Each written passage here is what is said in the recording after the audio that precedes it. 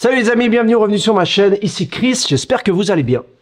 Aujourd'hui je me suis dit je vais faire une petite revue, ou plutôt un comparatif pour les choses positives, les choses négatives, les choses similaires ou pas, entre le Lark 150 et le Lark M1 de chez Hollyland. C'est des micros qui sont très bons, qui marchent très bien, que j'ai utilisé pendant maintenant quelques années, et peut-être tu te poses la question lequel te correspond le mieux. Parce qu'il y en a un qui est très petit et un qui est juste très petit. Donc qu'est-ce qui est mieux pour ta production, pour ton workflow? On va en discuter dans cette vidéo.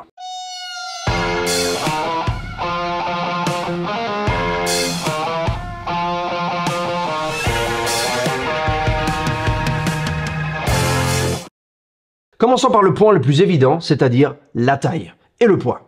Ce petit M1, enfin je veux dire tu le tiens dans ta main comme ça, alors que lui, bah, tu le tiens dans ta main, mais pas de la même façon. Voilà, il est un peu plus gros. Maintenant, c'est-à-dire, on parle d'un petit set de micros comparé à un plus petit set de micros. Donc, à la base, le Lark 150, je le trouvais très petit quand j'ai reçu en 2020, alors que le M1, bah, quand je l'ai vu, je pouvais pas y croire mes yeux tellement il est petit et léger. Mais il y a des choses dedans qui changent, des choses en plus que le 150 te donnera, que le M1 ne te donnera pas, et vice-versa. Commençons tout d'abord par le poids de la boîte de transport et de recharge. Alors, le 150 pèse 248 grammes, alors que le M1 en pèse 84. Donc déjà, on est à un tiers du poids rien que pour la boîte de charge. Les transmetteurs pèsent 20 grammes pour le 150, comparé à 12 grammes pour le M1. Le receveur en pèse 50 grammes pour le 150 et 18 grammes pour le M1. Le tout, donc la boîte complète avec les receveurs et les micros, pour le 150, on est à 347 grammes et pour le M1, on est à 126 grammes. Donc, on est à peu près au tiers du poids. Là, je pinaille vraiment au niveau du poids, parce que quand on parle de 20 grammes comparé à 12 grammes pour ces deux, en fait, je remarque même plus la différence. C'est-à-dire, si tu as une boîte comme ça ou une boîte comme ça dans ton sac, alors déjà, si tu as une voiture, tu verras aucune différence parce que tu mets ça dans le coffre et tu t'en rends pas compte, ou même dans un sac. Mais quand tu te balades avec ce micro ou ce micro, honnêtement, je remarque aucune différence. Parce qu'on parle de 8 grammes de différence et 8 grammes, c'est rien du tout, c'est un poids plume. Donc, je m'attarderai pas trop pour les questions de poids, mais je parlerai plus des questions de taille qui, eux, je pense, sont importants. La taille du 150, ce que je vais faire, c'est que je vais te montrer juste côte à côte, tout simplement. Tu vois la taille, la différence des deux, comme ça, et de profil, on voit tout de suite que bah c'est pas la même chose. Donc si tu as transporté quelque chose de léger, genre une bandoulière, bah tu peux mettre ça dans ton sac ici, avec ta caméra, et tu arriveras à mettre le combo. Alors que ça, il faudra quand même avoir un sac à dos ou avoir quelque chose d'un peu plus grand pour le faire rentrer. La capacité de recharge, donc la taille de la batterie qui va charger le receveur et les transmetteurs. On parle de 3500 mAh pour le 150 et de 1400 mAh pour le M1. Ce que ça veut dire en termes simples, ça veut dire que la batterie a plus de capacité sur le 150, donc ça pourra recharger plus de fois tes transmetteurs et tes receveurs. Ou, dans le cas où tu les recharges pas, bah, la batterie mettra plus de temps à se décharger parce qu'elle est plus grosse. Mais il est vrai aussi qu'il faudra 1 heure de plus pour charger le 150, la boîte, que le M1.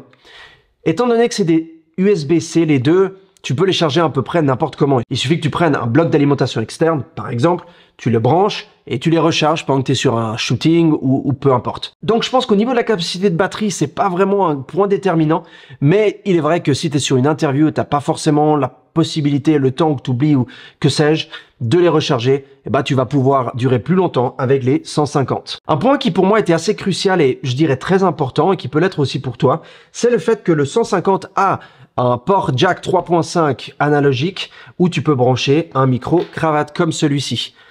Alors que le M1 n'en a pas. Donc si tu veux brancher ça ici, il faut que tu prennes les 150 et autrement il va falloir que tu prennes les M1, c'est ces petits transmetteurs qui sont vraiment petits et légers, mais si je les mets ici, tu peux tout de suite te rendre compte que tu vas les voir.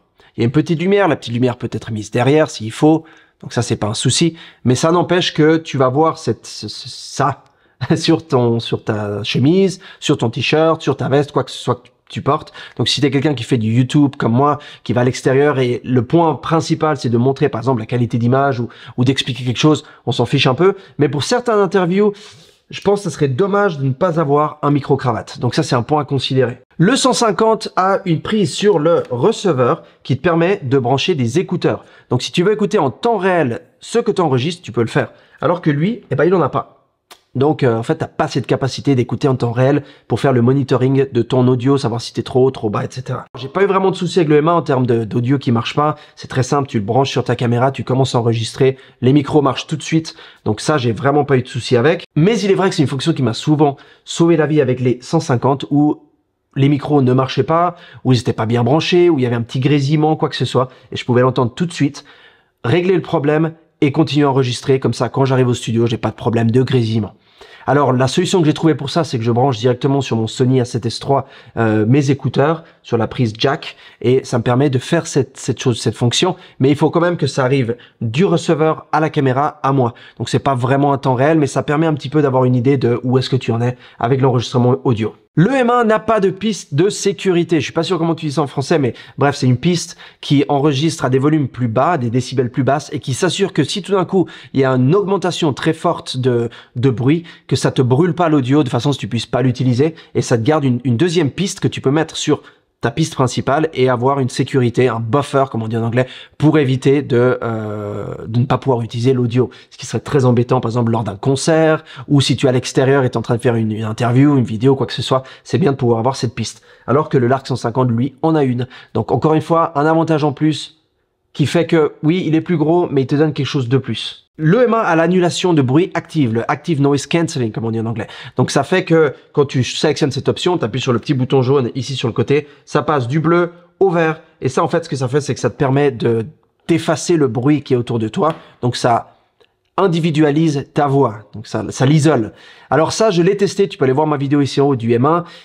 J'ai pas du tout apprécié ou aimé cette fonction. J'ai trouvé que t'es un petit peu sous l'eau. Ça peut-être être pratique si l'audio n'est pas si important que ça et que tu es dans un endroit qui est vraiment très bruyant et que on t'entend pas. Tu pourrais l'utiliser. Après, il y a des softwares, des logiciels tels que Final Cut Pro que j'utilise qui te permet justement d'isoler ta voix ensuite quand tu fais le traitement de la vidéo. Et tu peux choisir le pourcentage d'annulation. La chose qui est un petit peu embêtante avec cette fonction, c'est que c'est comme quand tu fais des photos en JPEG, tu obtiens ta photo telle qu'elle. Quand tu la photographies en RAW, bah, tu peux faire des modifications de température, de lumière haute, de lumière basse, de tout ça. Tu peux vraiment faire beaucoup de changements. C'est des fichiers plus gros, mais tu peux faire ce genre de changements plus tard. Alors que là, en fait, tout est concocté dedans et tu peux pas modifier par la suite. Lui, il n'a pas cette fonction-là, mais est-ce que tu as besoin de cette fonction ou pas? Ça dépend vraiment de toi en tant que créateur de contenu. Le Lark 150 te permet de changer les niveaux, donc tu peux changer les décibels d'après ce que tu as besoin. Tu peux donc faire du monitoring en temps réel, changer les décibels s'il faut. Donc tu as beaucoup plus de flexibilité, on dirait, comparé à ce M1 qui lui est beaucoup plus, comme on dit en anglais, run and gun. C'est-à-dire que tu le prends, tac, tu le fous dans la poche, tu vas dehors, tu le branches et tu commences à enregistrer. Donc c'est beaucoup plus du genre rapide, on y va, on fait du contenu qui fait de la bonne qualité audio, mais c'est pas pour du studio, si tu vois ce que je veux dire. Bon, lui non plus. Mais voilà, tu as plus de flexibilité ici au niveau des décibels. Lui, il te donne en fait 3 modes. Tu as le mode bas, le mode moyen et le mode haut, d'après où tu es. Si tu es dans un concert, si tu es dans un endroit vraiment silencieux où il y a que toi, il y a presque pas de bruit, ou si tu es dans un endroit, on va dire moyen, où il y a moyennement du bruit. Donc ça, c'est les seules options que tu as sur ce petit M1. La distance de transmission. Alors ça, c'est un de ces points qu'on pourrait penser qui est très important, mais qui en fait ne l'est pas vraiment. Et je t'explique pourquoi. Quand ils font leurs tests, c'est des tests cliniques en laboratoire. Ok, donc ils sont dans un endroit qui est fermé, qui n'a pas d'interférence, qui a rien qui obstrue, on va dire, le signal. Et ça fait que tu peux tester exactement la longueur. Alors je suis pas sûr que tu arrives, comme ils disent, ils promettent ça à 200 mètres. J'ai jamais réussi à aller à 200 mètres, même dans un champ où il y avait rien. Le maximum, je suis allé en centre-ville où il y avait quand même des passants et des bâtiments autour de moi. On arrivait à peu près à 50, 60 mètres, pas plus. Le Lark 150. J'ai essayé dans un champ, je suis arrivé, je pense, à une soixantaine, cinquantaine de mètres aussi. Donc, là, ils disent 200 mètres et 100 mètres de différence. Mais la vérité, c'est que on s'en fiche. Parce que quand tu es aussi loin, vraiment, qui est-ce qui a besoin d'aller à 200 mètres de la caméra pour parler? À moins que tu enregistres quelqu'un qui est dans un bâtiment ou, tu sais, qui a une fenêtre, qui parle à un balcon, j'en sais rien. Mais honnêtement, ça, c'est vraiment pas un point que je trouve important, où je trouve qu'il puisse faire une différence dans le choix entre l'un et l'autre, parce que les deux n'arrivent même pas à 100 mètres, en fait, dans des conditions réelles. Le 150 a un écran sur le receveur, alors que le M1 n'en a pas. Je suis un grand fan d'avoir des écrans sur ce genre de petits gadgets, petit micro, parce que ça te permet tout de suite de voir si tu es en silencieux ou pas, ça te permet de voir les niveaux de décibels, si tu as la piste active ou pas, en mono ou en stéréo, tu peux faire tous ces réglages et les voir sur l'écran, alors que là, tu peux pas. Et sur le M1, en fait, c'est toute une combinaison de boutons que tu appuies et de lumière qui s'allume, etc. Et il faut s'en rappeler. Et si, comme moi, tu utilises énormément de matériel tout le temps, qui change, tu fais des revues, tu testes, il y a un moment, tu n'arrives plus à te rappeler de tout, en fait. Donc, à chaque fois, il faudrait que je reprenne le manuel pour regarder quels sont les différents, disons, les différentes couleurs. Et voilà, j'ai pas vraiment le temps de faire ça. Donc, si tu veux utiliser que ce système-là et que tu es prêt à te familiariser avec, bah, c'est bon. Mais si tu veux un écran pour pouvoir tout de suite voir ce qui se passe, le 150 est mieux. Niveau prix, là aussi, il y a une différence. Pour le 150, on est à 279 $, alors que pour le M1, on est à 149 $. Donc, tu enlèves un peu plus de 100 $. C'est quand même une belle différence, d'après le budget que tu as. Si tu as le budget pour acheter le 150, bah, vas-y avec le 150. Mais le M1, au moins, te donne une version plus légère. Voilà, j'appellerais ça une version plus légère qui est tout aussi bonne au niveau de la qualité audio. Elle est très très bonne, la qualité audio, mais il y a moins de fonctions dedans. Moi, en tant que YouTuber, je préfère le M1 pour les raisons que je t'ai dit, donc pour la simplicité, la compactesse,